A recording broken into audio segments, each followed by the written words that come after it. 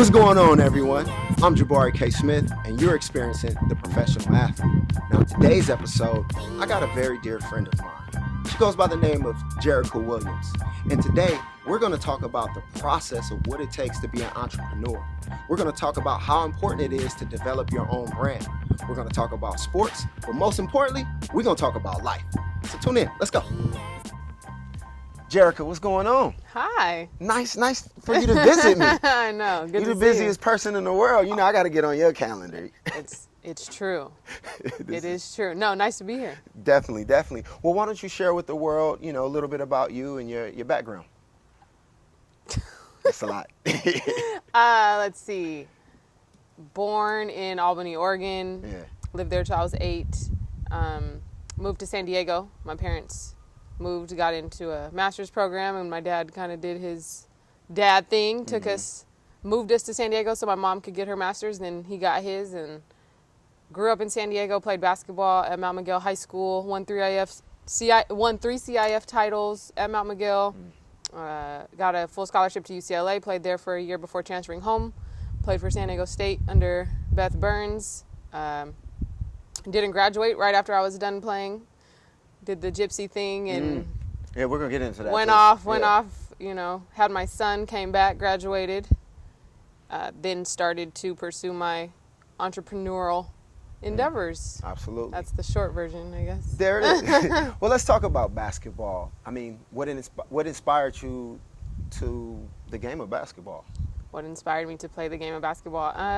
Kind of by accident. One of my friends, I was always an athlete. I always played with the boys and all of that. And one of my friends said she didn't want to be the only girl out there doing this free throw contest. So she dragged me out there, and I accidentally made 2, which was enough in 5th grade to qualify for, the regional free throw championship or whatever. Absolutely. And my dad took me outside. The first round I made like 2 out of 12 or something. And my dad took me outside because I was a competitor. I didn't like to lose. And he said, do you want to win? I was like, Dad, come on. Yes, of course I want to win. So he's like, put your hand like this, shoot the ball like this. And I went back in and I made like 11 out of 12. Right. And then I You went from making 2 baskets to making 11 out of 12? Yeah, so With 5 minutes of coaching? Yeah, exactly.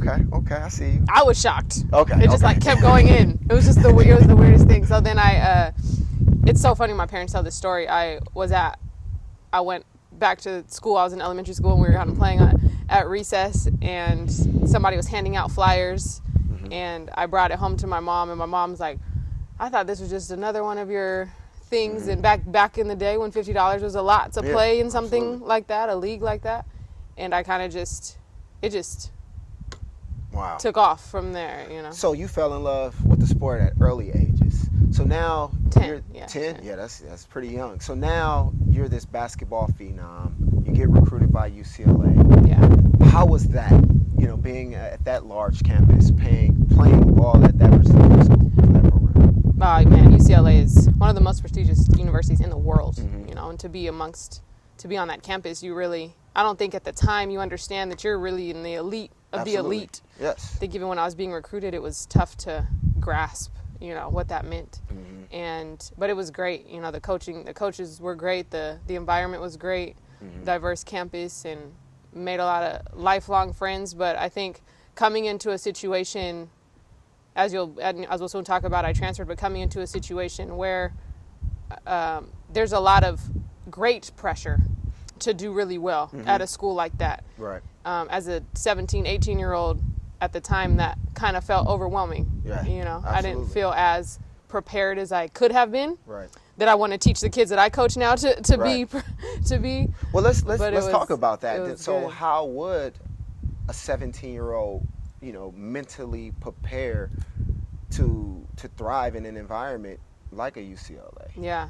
Well, what would they do? What advice would you give them now that you made it out alive? Well, we have to remember first, that we're student athletes and not athlete students. Absolutely. And sometimes it can feel like we are athlete students.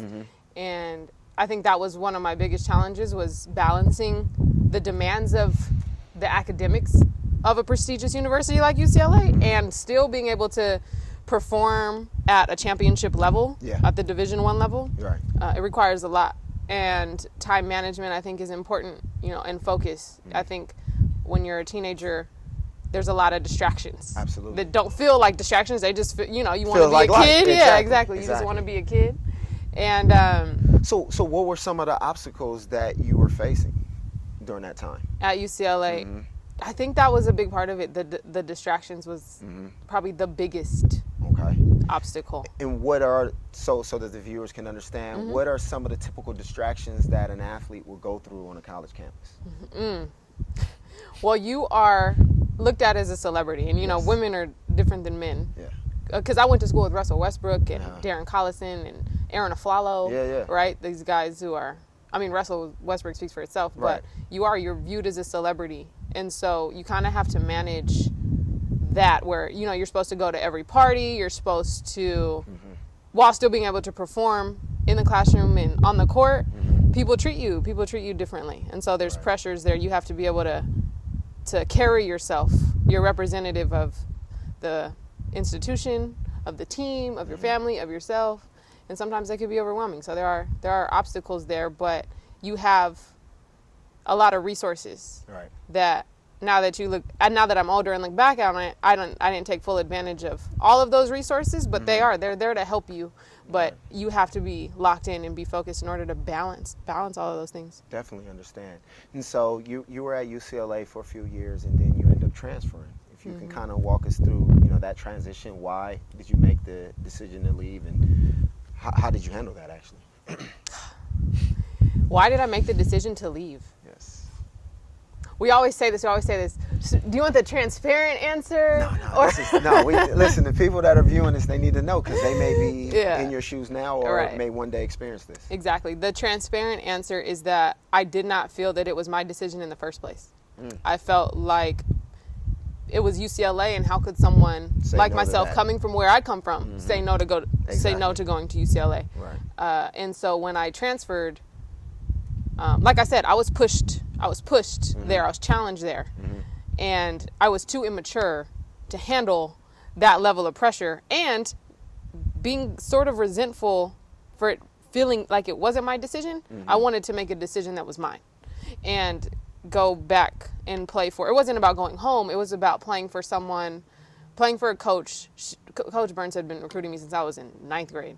And so she just knew who I was as a player, and I wanted to be able to be the best basketball player that I could be. Right. And I felt like, aside from the things that I just said, I felt like I had the opportunity to do that at San Diego State.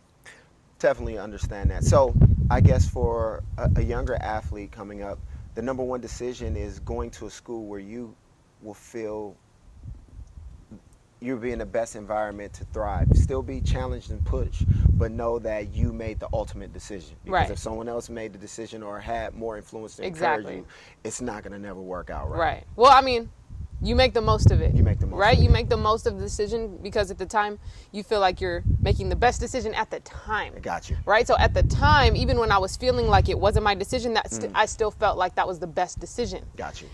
So with no regret, obviously make your decision, but take everything in consideration. Definitely. So now you're at San Diego State. How did that go? Great. We won 2 Mountain West championships and went to the NCAA tournament twice. It was good. It was a good run.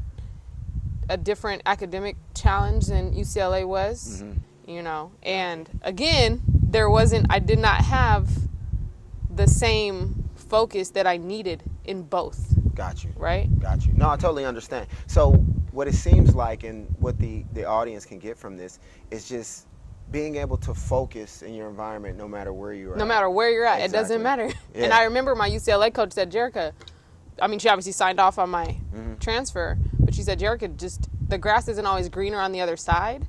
Not in the sense of you're going to leave here and it's going to suck there, right. But that you can't sometimes you just have to look in the mirror, right? Gotcha. It's not going to be always your situation. Sometimes it is, your environment. Right. But what do you do while you're in that environment, no matter what the environment is? And I think that's what I was able to learn while I was at San Diego State. It was like, okay, gut check, mirror check. Yeah, absolutely. This is more about me than it is about where I'm playing basketball. Absolutely. So you're at San Diego State, you're done playing ball. How was that transition? Did you right when you were done playing ball, you probably graduated, did you start in the work field? What happened there? I was done playing basketball, and then I went and got married and had my son. Wow. Yeah. So you're like around in your early 20s, 21, 20? Yeah, my son was 20. I was 23 when he was born. Okay. Yeah. Got you. And I had left San Diego State a year before that. Mm. So, not left, but took a Right. break. And so I was 23. I was working, quote unquote, dead end jobs and just trying to figure it out. Okay. You know, and then you throw a baby in the mix. Yeah. Yeah. Now all of a sudden, it was the second he was born, I'm like, okay, I got to get my degree. I'm tripping. Yeah. What is this? Like, go handle your business. Right. Because you have a responsibility now. When, you know, he was born in Seattle, came back to San Diego, finished school, and I did the best that I had ever done academically. Wow. While I had my infant child. Wow. So I graduated when he was 8 months old. Wow. 8 months old. So that's the focus that you were talking about That's what I earlier. needed. That you Apparently, were I needed to have a baby. So you should have had a baby in your freshman year, maybe? To be focused. No. Apparently, I needed a baby. Yeah. No, but because, you know, you don't have the... Ain't no excuses on that. You don't have the, what's the word I'm looking for? You don't have the cushion to mess up. You just don't. No Because room if you for mess error, up, no you can't margin feed for your kid. Absolutely, absolutely. You know? So do you think that right after college that you had a successful transition for life after sports? I don't know if I would label it as a successful transition, more so of a learning curve. Okay. Where you just have to get out and have the experiences. You have to. I don't believe in making mistakes. Right. But you have to go through the stuff, you know, to figure out. I didn't know what I wanted to do. I had an idea, but I didn't really know what I wanted to do. So So like you weren't like in college, like, okay, this is my plan B. Absolutely I know. not. Okay. No, heck no. So you literally had to figure it out. I had to as you figure go. it out. Yeah. Got you. And so now, I mean, shoot, you're an entrepreneur. Yeah. And that's a risk within itself. For sure. So like, how did you come to that conclusion to say, hey, I'm gonna go out on my own and I'm gonna start my own empire and I'm gonna just go and I'm never gonna look back? Yeah. I was working at a financial company in Dallas, and I remember the moment when I calculated the hours that I was spending at that company. Yeah. Making money for someone else ultimately. Absolutely. And I was making, you know, not a lot of money, let's just say whatever, $15 an hour. And I had the thought, I'm like, okay, hold on. From start to finish, I'm probably here with the commute and all of that, dropping my son off and everything. Lunchtime, 9-10 hours a day. If I spend 9 to 10 hours a day on doing what I want to do, I have to make $15 an hour. Like there's just there's no way. Just doesn't make sense. Exactly. So it happened quick. So I had that revelation, and I was kind of getting in trouble at the job I was at because I wasn't focused on that job. Right. I was focused on what I wanted to do. Right. And they could see that. You know, they saw that I was a good worker in the sense, in context, but I wasn't giving everything to that job. Right. And in my mind, I'm like, why would I give everything to your dream? Right. When I have my own. Absolutely, I agree. So, but I had to make a decision. And a lot of people don't really understand this move that I did, but I went into her office, my boss's office, and she said, you know, Jerica, I feel like I'm going to turn on the TV one day and see you. I don't want to say that we feel like we're limiting you, but we just feel like you have a lot more to offer. So if you want to stay here, you can stay here, but you have to be focused while you're here. Right. I said, you know what? I quit. That's all the affirmation you needed. I was like, thank you for that. Yeah. And I had, you know, for the watchers, I had a 2-year-old at home. I had no backup plan. I had no savings. I didn't even know how I was going to generate the revenue, but I knew I had a passion and love for bridging the gap between sports and the community. I knew that I was getting good at it. I knew that if I put more time into it, that more would come back to me. And that's all I had. Oh my goodness. And so she said, when do you want your last day to be? You know, like 2 weeks, a month. I said, no, tomorrow. Forget this. I'm not wasting time. Like, I'm gonna just go. Yeah, I'm gonna just do it. And I haven't worked for anybody since. So that's pretty cool. Man, I commend that. Thank definitely. You. Was that terrifying? It was liberating. Okay. It was liberating. It was scary, obviously. But when you know something, when you have assurance, and not to get too spiritual, but when you're confident and you're doing the work that God has called you to do, you know that you might have to struggle in the sense, but he's going to make sure you don't have to struggle. Absolutely. You know? Absolutely. Wow, that's amazing. So let's talk about Jace. Yeah. What's up with Jace?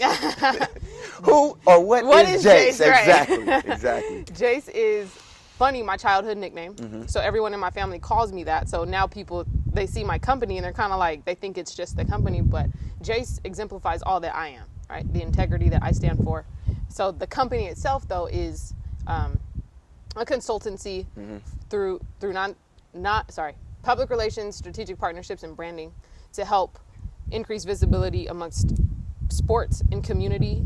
So nonprofits and professional athletes is where I work the most. Okay. And building partnerships for them to, let's take a professional athlete, for example, allowing them the opportunity to build their own company, their own philanthropic endeavors, capitalize on their visibility while they're in the league. Yeah.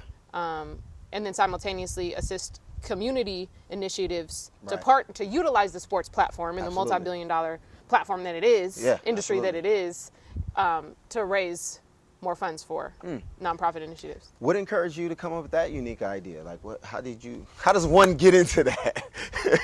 Like, if you listen to what I just said, there's nothing out there that's like, this is your job description, right? Like, my company mission is something that I felt, it was something that I was doing, and so it was a narrative that I created. Gotcha. You know? And so it's through trial and error, through peaks and valleys, through working and not working, you know? Yeah. I was able to develop that. And that took me, just for context, I'm 29 now. I quit that job when I was 24, 25. That took me 4 years. Yeah. I didn't develop that narrative until 2016. Oh, and it's still gonna, shift. Exactly. I mean, you got a lot of working career left. I mean, you're not Right. even 30 yet. People, especially if it's a passion. I have an uncle, he's about 75, 76, and he's still working. He loves what he's into. Oh, no It's doubt. his passion. So, I mean, that's how I feel about myself. I'm going to work until I can't Right. speak or move or walk anymore. So I Right. definitely understand that. Your first client, how did that feel, knowing like, hey, this is my first client?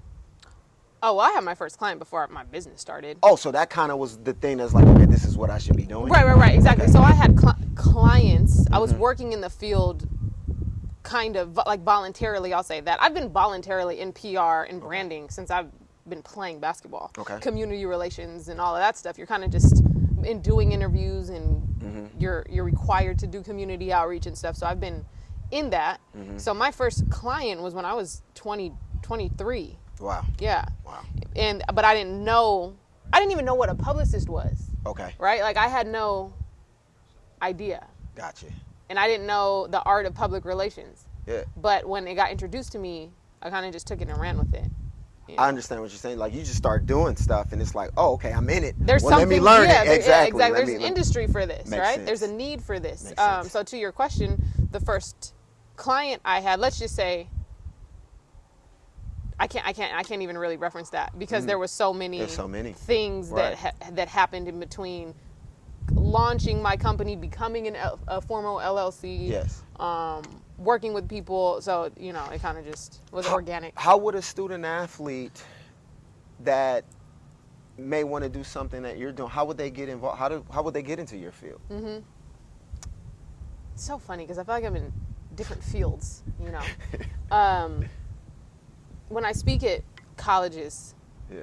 they ask me that, Yeah. I have a passion for public relations. Yeah, Public yeah. relations wasn't a major when I was in school. Right. Or, in sports management, that whole field has really taken off more so in the last Absolutely. 10 years. Yeah. So when they want to get into this field, network, get into it, put yourself out there, research we didn't have social media. We kind of on the tail end of it when we were coming up. Yeah. You have the ability to research and network and put yourself out there in a way through social media channels, through the internet, to see what's going on, right? And the only way, there's no book that you can read that's going to be like, oh, this is what I want to do. Okay. For sure, you gotta go out there. You gotta experience stuff. Okay. So you can't be afraid to. What I did when I was in my early 20s, I would go to events don't pay me, but let me just, if I know somebody there, especially as an athlete, I always have relationships somewhere. Right. So can I just come and be around? Right. Yeah, sure. Here you go. And then I remember I worked at the Elite 24 at Venice Beach back when Julius Randle was a senior in high school, and I think the Kentucky Twins, they played in it, right? And I remember I knew one of the writers who was assisting with the event, and I'm like, I just want to be around. Yeah. I went out there. He was like, yeah, let me be useful. Sponge, exactly. By the end of it, I was coordinating all the on-court timeout entertainment that was on ESPN. Wow. Just because you're there. You know, and you kind of see what you're good at. You see what you like. People see how they could use you, but you got to be available, right? You can't sit at home and read books and just things what do our happen. parents tell us when we're around? Just make yourself useful. Don't make just yourself sit, useful. don't That's just sit so around. true. Make yourself useful. That is so true. I like that. So, what can you share with up and coming student athletes that you learned and developed as an athlete that you apply in your career and your profession now? What can I share with student athletes that you've learned, that I've learned from being a student athlete and developed, that you apply into your current profession now? Professional career. Good question. Jabari has great questions.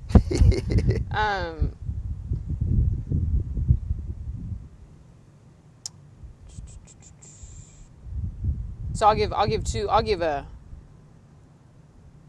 kind of the cliche answer. Okay. And the whole follow your dreams. Yeah. Like, find what you're passionate about and do that and go after that. And when I say find what you're passionate about, so what I was passionate about is changing the world, right? I wasn't passionate about public relations and strategic partnerships, you know. Right. I'm passionate about helping people. What are you passionate about? And in order to discover what that is, you have to spend time with yourself. You have to spend time with yourself in figuring out what it is that makes you tick, what makes you go. Secondly, work harder than everybody else. We Work learned that in hard. sports, yeah. You know what I mean? Yeah. Like the thing that sports has taught me is that I had no idea what my physical and mental toughness limit was. Yeah. Until I was pushed to that point. Yeah. If you're just in your natural state, when you get tired, you're going to quit. You're going to stop. Right. I can't do this anymore. Until something happens to where you have to go above and beyond your limits. Absolutely. Right? And so for example, in sports, make this 17 in a minute and 5 seconds. Okay, you're tripping. That's really fast. Right. I feel like I'm going to die around 40 seconds. Right. But you have to do it or we're going to have to keep going, right? So you push yourself beyond what you think you're capable of. And in turn, that turns on that work ethic that we don't know that we have, right? And so I think that's, to me, the biggest lesson that I've taken from sports. Got you. To Totally. translate into my professional career because it's so competitive. Yeah. To be a successful professional Yeah. in any business, you have to not necessarily be better or be more talented than anyone. Yeah. You have to work harder. You just got to work harder. You have to work harder. Be more consistent. Show up every day with the same type of enthusiasm that you did on day one. Pretty much. Yeah. That's definitely go what above it and is. beyond. So, two things that I really would like to know. I mean, how do you balance being a mother and being a professional woman? Great question. I don't know. Okay. That's an honest answer. Being a parent, and people will say this, being a parent is a job in itself. Yeah, absolutely. It is hard. It is the most rewarding thing in the world, but it is hard. My son, and I'm a single parent, my son needs me to be present all of the time, right? And it takes, in saying that, it takes a village to raise my son. Okay. So outside of having the support of my friends and my family, now that I live in San Diego, because there were cities that I lived in where I didn't have a village. Right. So outside of having a village to have the support, from the emotional side, it's, you have to, I'll describe it more tangibly. You have to be able to shut down sometimes. I could work 24 hours a day if I wanted to. I can't. Not if I want my son, not if I want to be the best mother I can be for my son. Gotcha. So I designate hours that are cut off where I am just present for him. No phone, no whatever, and mentally I am there for him. You know, and that's how, and I've had to learn how to do that. Got you. You know, because you go through, you as parents, you can go through the motions. You pick them up from school, you drop them off, you know, you do the responsibilities. Right. But to be able to give my son what he deserves, I have to be able to balance my time. Understood. And how Definitely it's split. understand. Yeah. So, with that being said, and like I said, it's a constant journey. Yeah, for sure. What are the things that you struggle with now? What keeps you up at night? Dang it! What are the things I struggle with now? It was funny. I was talking to my mom a couple days ago, and I told her, even since the last time we talked, right? Being your own boss, you know, having your own business, pursuing your dreams can be extremely overwhelming because that is in your mind all of the time, and there's things that you could be doing to work towards what, you know, whatever you have to put work into your business, right? Absolutely. And the more that I am centered spiritually, the less overwhelmed that I feel. Okay. But the more I'm able to give to my profession, right? So I described it to my mom as, I feel like I'm floating. So I went from being in this like physical body, and not to be all super spiritual, whatever, but it's gonna make sense. I went from feeling like I'm in this physical body where I'm like, oh my gosh, I cannot handle working 18-hour days. It's too much. It's this, to almost looking at myself from a sky view. Yeah. Like, oh no, you got it. I can relate. That's where I'm at right now. You got it. I got you. It's just perceived differently because we're looking at it from a different vantage point. It's like, listen, I already know this is mine. Perception. So this is just part of the grind. So it's not that anxiety coming from, you know, scarcity or lack. Like, I don't know if you know, if I'm gonna be able to do this. It's like, no, this is part of the process. I got this. I just need to pivot, adjust, look at it differently. This is part of the process. I got you. You got it. Yeah. That's when you know. He got it. He does have it. That's when you know what you're doing is pure and it's yours. It's yours. Exactly. I love that. I love that. So, share with everybody what's next. Yeah. You can't give out the secrets yet. I enjoy moving in silence. Okay, gotcha. What makes my job so rewarding is that when I see things hit, let's just say the masses, and it's somebody else's face on it. Okay. It's somebody else's brand. Okay. And to know that I had so much to do with helping them reach their dream and seeing their vision manifest. Okay. All my job is to do things like this. Gotcha. And share and empower people to do more of that. Gotcha. That's it. Got you. So that's always what's next. All right. That's always what's next. Try to get some information. All right. Well, before I let you go, if you were to talk to the 17-year-old you today, what advice would you give them in 60 seconds on this journey called life? Yeah.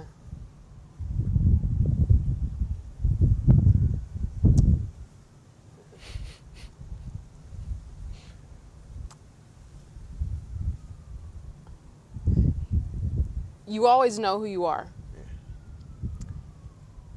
Even when you get knocked off, when the world or society, your people make you feel like you're not you, right? Or make you feel like who you are isn't good, that who you are, that you don't have the potential to be successful, you don't have the ability to be successful. When people try to bring you down, because people will try to bring you down, right? Like, people want to bring you down, consciously or subconsciously. You know who you are. You can always go back to who you are, even if you get distracted, even if you get knocked off. Always come back home. Come back home to your center. Know that that's always there. Trust that, and the rest will follow. You'll be all right. Awesome answer. Well, Jerica, let everyone know, where can they find you?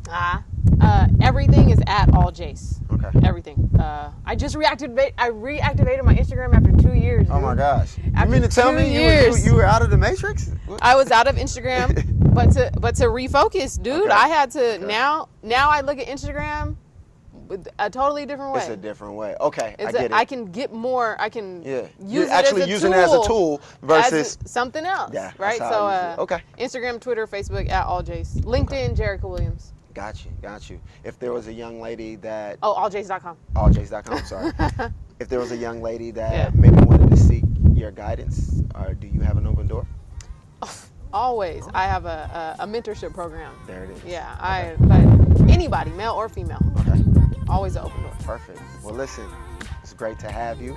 This is, like I said, you consider family, so you can be on the show whenever you want. Okay. I'll take that. Definitely. Well, listen, that wraps up our episode for the professional athlete. I'm Jabari K. Smith. In the meantime, be positive, be productive, and be present. I'm out.